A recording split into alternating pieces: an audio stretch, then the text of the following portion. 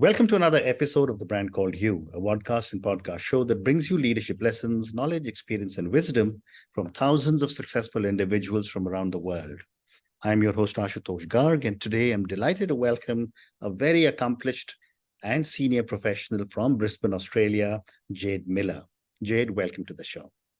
Thank you for having me, Ash. It's lovely to be here. Thank you. Jade is a visual communication practitioner. And before we talk about visual communications, give me a little bit of an overview of your own background and your experience as a visual communication practitioner. Sure. So I grew up in New Zealand, actually, and I moved to Australia in my 20s. I have worked in communications and marketing for nearly 20 years across a variety of sectors. Government and private sector, in the music industry, all kinds of things. I'm also an artist, so I paint landscapes and abstract and various things. Oh, wow. And I also am neurodivergent, so have ADHD and autism. So the combination of those things has really brought me to what I really love doing, and that's communicating in a visual way, because I think that it's very inclusive, it's very easy to understand, and I really enjoy creating visual pieces for people. So it's sort of a combination of all of those things that's brought me here. And for my viewers and listeners, can you tell us a little bit more about how you define visual communication and why do you think it's such a critical skill today? Yeah, so I define visual communication as just thinking about the way that you communicate visual first. Obviously, that doesn't include talking necessarily, but if you're thinking visually first, that covers off some of your writing and also creating visuals. So visual communication does encompass the written form too. So that's thinking about things like, for example, if you're writing a LinkedIn post, not writing a big wall of words, but breaking it up into paragraphs, using single sentences, using emojis, thinking about the way that you communicate in a visual. Obviously, that also means graphics, drawings, photography, and visual mediums, but I do like to include words in that as well. So it's just about thinking about it visually, thinking about what you're saying visually. And Jade, how important do you think is storytelling when it comes to visual communication, and how do you integrate this into your work? Yeah, so I think visuals actually quite naturally tell a story very quickly. Our brains process visuals much faster than they do a paragraph of text. And I mean, there's a natural process of storytelling about, you have a character and you have a challenge and a solution and an outcome. That's sort of a natural flow of story. And a visual can tell that very quickly. You can capture who and what and why and where very quickly in a visual, in an image, in a drawing or a photograph. I really like to incorporate that into what I'm doing because it is fast for people to understand. It's quick. People get it much quicker than reading 2 paragraphs of text, for example. Correct. As the old saying goes, a picture is worth 1,000 words. So, you're so right. And can you share with me any project, and no need to give any names because of confidentiality, but, just where you have been able to highlight the power of visual communication? Yeah, so a lot of my work is actually helping people to simplify complex scenarios or complex issues. I work with consultants quite a lot, and recently I've been working with a lady in the US who is a diversity, equity, and inclusion consultant. And I've been helping her to visualize the work that she does. So in terms of her programs and the process that she takes clients through and the outcomes that she delivers. So I have been visualizing that with, images of people, images that show analogies of what she's doing. And recently she gave me some feedback that she's been sharing these images with her clients and potential clients. And the feedback that they've given her is that she can explain things really well. She can write about things really well. But what has brought things home for understanding the complexity of what she's delivering, the imagery has really helped to create, I guess, a package deal that really sells and shows clients what she can offer. So I think that's a really good example of multiple channels of communication coming together, including those really important visuals. Very interesting. And what would you say are some essential tools that every visual communication practitioner should be proficient in? Yeah, so there's some really practical things. The things that I use, I mostly use an iPad with Procreate and an Apple Pencil, and I recommend anybody to do that. If you have the capability to do that, just get yourself practicing, sketching, playing around, and taking the iPad to meetings and making notes and just practicing in that space. In terms of graphic design, a really great program is Canva, obviously on the internet, web-based design program, which is really simple, really easy, has a lot of templates. It shouldn't be difficult for people, even if you're not a visual practitioner, even if you're not a designer. There's so much opportunity to be creating something visual to share your message with. Correct. Well said. Well said. Thank you. And one of the challenges that I've always seen when it comes to designs and designers is the need for a balance of aesthetics and functionality, thereby ensuring that the designs are both attractive and effective. What are your perspectives? Look, I think people do have some challenges in creating visuals. For example, one classic issue, I guess, is PowerPoint presentations. My call to action in this space is keep it simple, keep it very simple. So really only sharing the very key things. If you're going to have text, maybe only 3 key points. Use a visual that's relevant, and that will start you off as a basis for creating good design. Just keeping things very simple with lots of space and minimal. That's a good starting point for anyone who's sort of dabbling in the space. And I think as you develop the skill, you get to know what looks good, what doesn't look good. And if you're using graphics on social media, you'll start to, you'll get feedback through people engaging with your content as well. Very interesting. And what would you say are some mistakes or some misconceptions people have about visual communication, and how should these be addressed? Yeah, so I think one of the things that I come across is that people don't think that they are creative and that they can either think about what visuals to create themselves or what they could get somebody else to create. But I think that people just need to switch this part of their brain on again. When we're young, we're creating visual material all the time. We're scribbling, drawing, painting. We're very creative as young children, and somewhere along the way that gets lost and it goes dormant. But I think that if we can engage that a little bit more, start doing some creative things in your life as creative practice, then that opens up channels of creativity. Even if you don't want to make and create the things themselves, the visuals themselves, it's important to start thinking visually and thinking creatively and outside the box. And I think that's one of the big challenges, is that people don't think they can, but they can.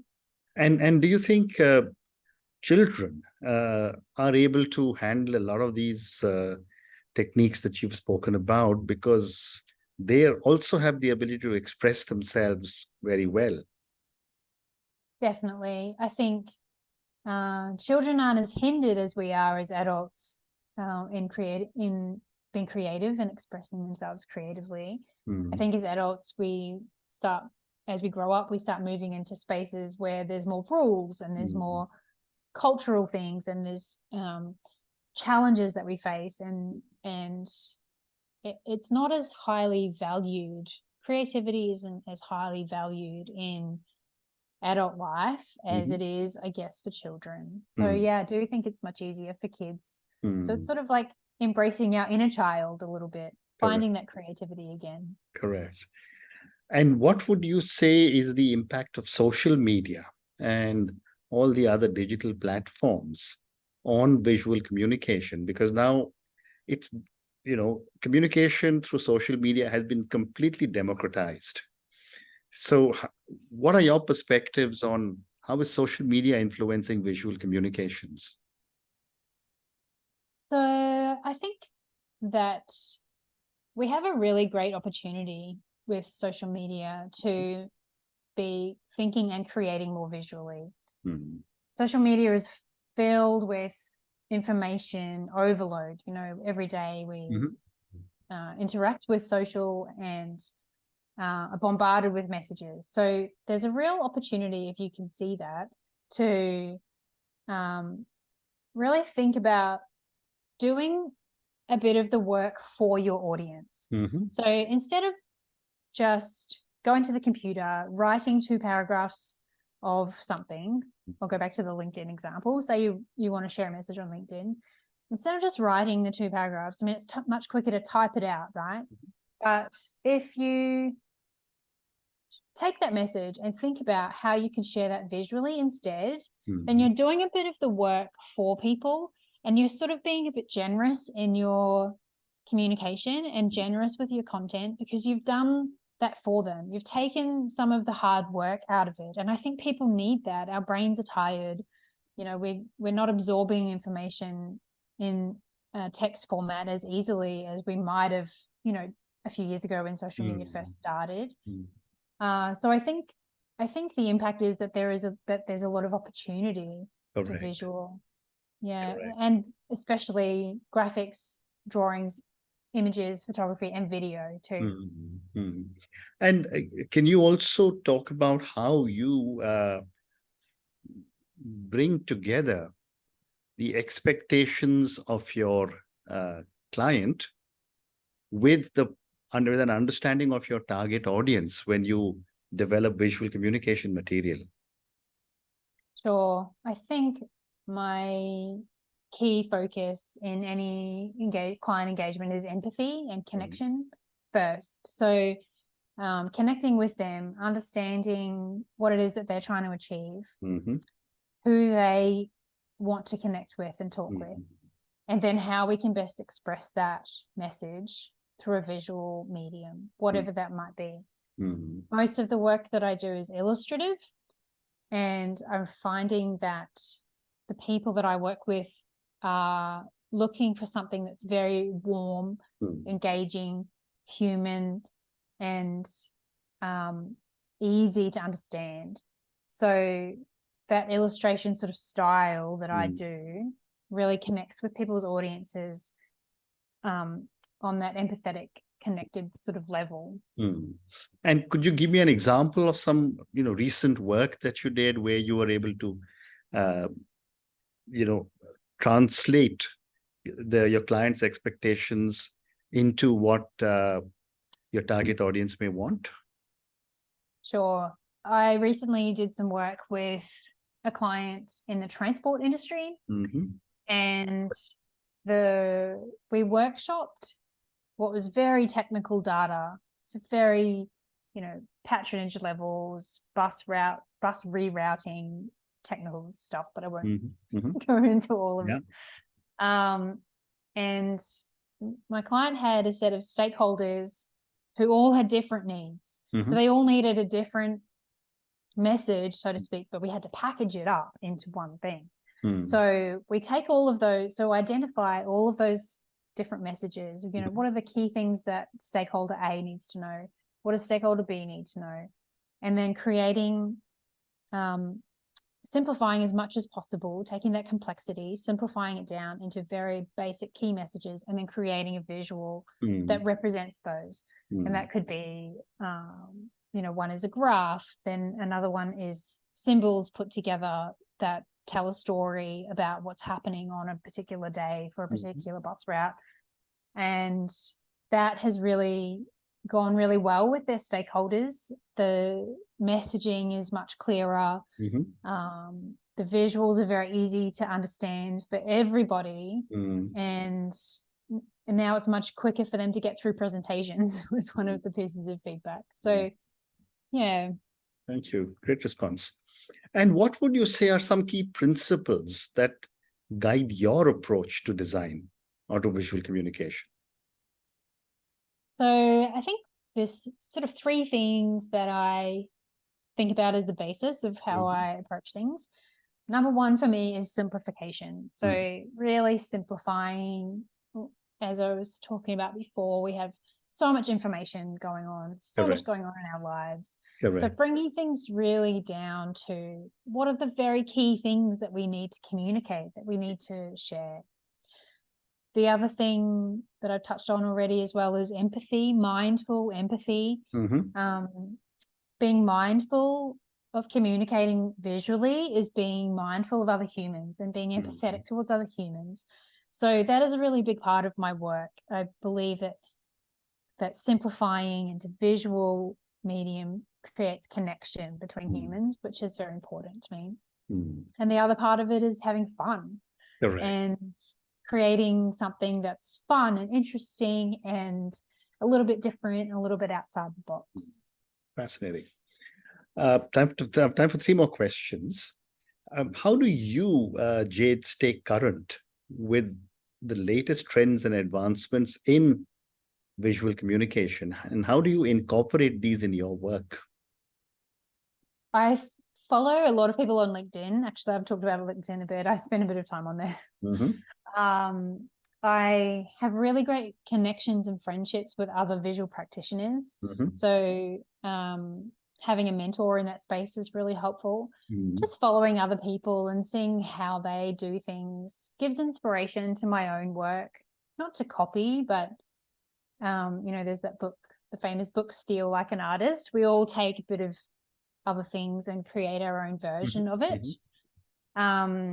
So I follow a lot of graphic recorders, illustrators, artists, and people like that, and take in what is current and what other people are doing. I think that there's plenty of opportunity to see what's happening in the AI space at the moment as well. Watching Midjourney, which is in the platform where you go in and you can create your own prompts, but watching what other people are doing in that space as well, what types of things people are asking for. I think that's a couple of ways that I stay current and have all that feed my brain. Fascinating. And what do you think is the future of visual communications when you look at technology and things like virtual reality and augmented reality?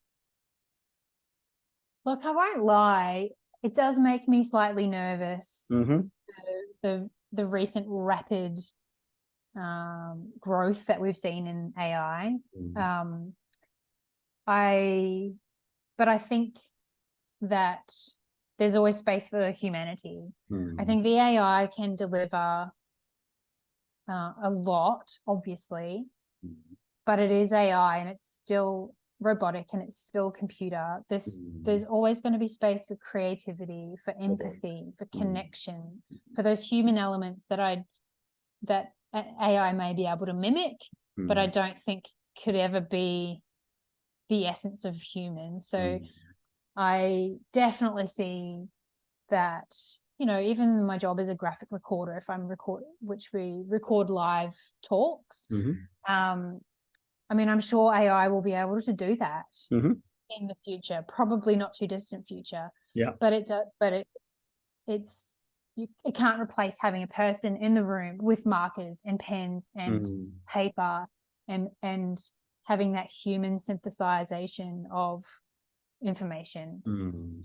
So yes, there's going to be great advancements, and yes, I think there'll be changes in the way that we work and the types of jobs that there are, but I think we have to find our own way to work with it and not against it and not be afraid of it. Well said. And my last question, and this is for the many, many people who will listen to our conversation. Based on all the work that you've been doing as a visual communications practitioner, what would you say are 3 lessons you would want a lot of our young viewers and listeners to take away? Well, I think the first thing is that you are probably much more creative than you think. And I love seeing people start to incorporate creativity into their life that might not have had that before. Correct. So start sketching, drawing, painting, whatever it is. Just do something for yourself, not for a side hustle, just for yourself. But there are people that can help you, like me, for example, that with bringing some things into life. 2 other things, visuals. And thinking about visual communication is about empathy and connection. It's really about connecting with your audience, connecting humans, and it helps to share your message quickly and generously. Yeah. And the third thing would be to think about visual first whenever you are going to communicate. There's just so much value in creating things in a visual manner that offers so much more to your audience than just a wall of words. Well said. Well said. And on that note, Jade, and your 3 wonderful lessons, you are more creative than you think. Keep trying, experimenting as a creative person would, because there are so many new things that you may have which you're not aware of. That was your first one. Second, you saying was thinking of visual is really empathy and connection. And the third one you said was think about visual first. Thank you for talking to me about your journey. Thank you for talking to me about so many different aspects of visual communication, which I had no idea about, which I learned from you today. Thank you also for talking about how different aspects of social media, about technology can and are impacting visual communications. Thank you again, and good luck. Thank you so much. Thank you for listening to the Brand Called You videocast and podcast, a platform that brings you knowledge, experience, and wisdom of hundreds of successful individuals from around the world. Do visit our website www.tbcy.in to watch and listen to the stories of many more individuals. You can also follow us on YouTube, Facebook, Instagram, and Twitter. Just search for the Brand Called You.